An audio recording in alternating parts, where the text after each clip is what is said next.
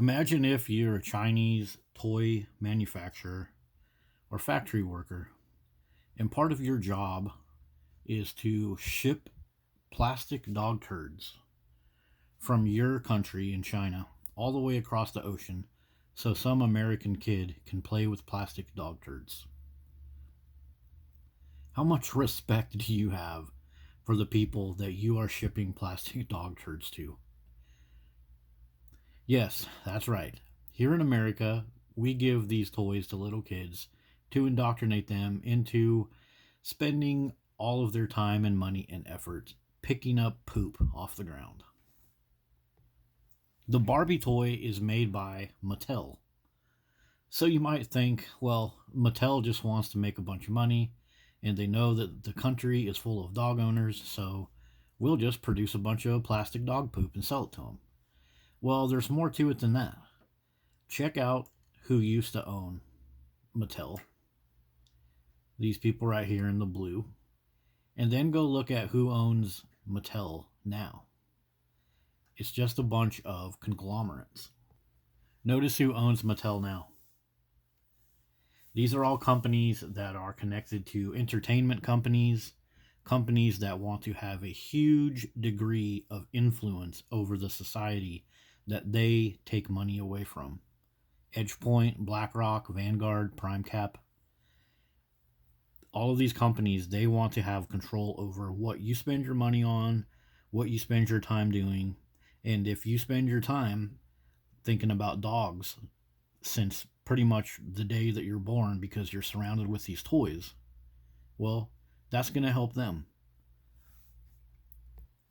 So Ruth and Elliot Handler and Harold Matson, do you think that they would have wanted to offer a line of toys that included dog feces?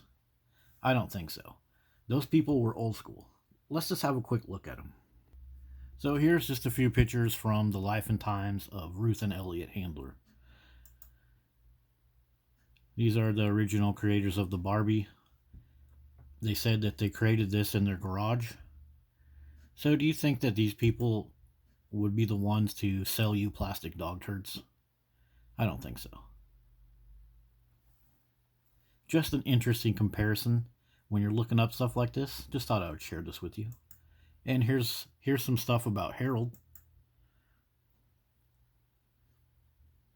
Notice 65% of the toys are manufactured in China. That's where my little comment came from before. So just think of it. These companies are bringing all of these plastic dog turds over for our kids to play with.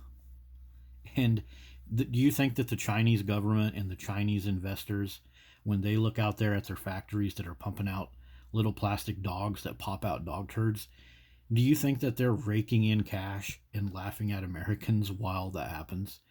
Yeah, you know they are. And a big part of it is it's creating influence. It is profitable, but it's also creating this tyrannical influence of brainwashing and indoctrinating these kids, into playing with dog turds. Look at this. I play with dog turds. Look at this. Freaking ridiculous. And the reviews, their kids, well, according to the adults, their kids like to play with dog poop. Do the kids really like to play with dog poop? Or did you just not give them something else to play with? And look, the dog walking function didn't work. So the dog poops really good, but it doesn't walk very well. Typical freaking dog anyways, right?